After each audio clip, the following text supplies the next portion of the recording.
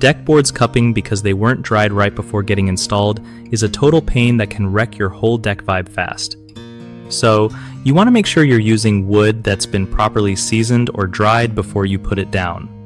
Like, wood that's still got too much moisture is going to warp and cup once it starts drying out outside, and that's what messes up the smooth look of your deck. Try to get deck boards that have a moisture content of about 8 to 12% because that's the sweet spot for stability. When you buy wood, ask your supplier if it's kiln-dried or air-dried properly. Kiln-dried usually means it's been controlled in a dryer and is more stable.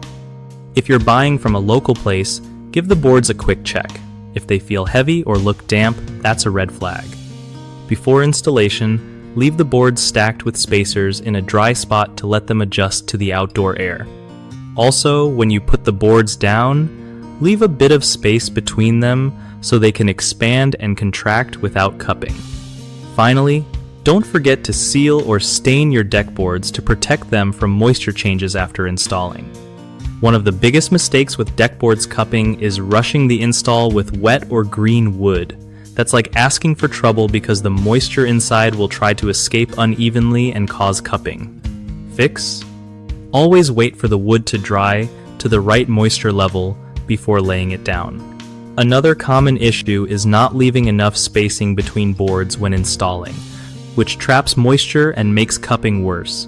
Just make sure there's some breathing room between each board. Third, skipping protective finishes like sealants or stains lets water in and out too much, which messes with the wood's shape over time. So always apply a good protective coat after installation.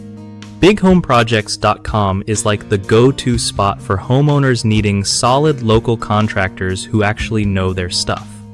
It also helps contractors get more jobs by connecting them with people ready to start their next big home project.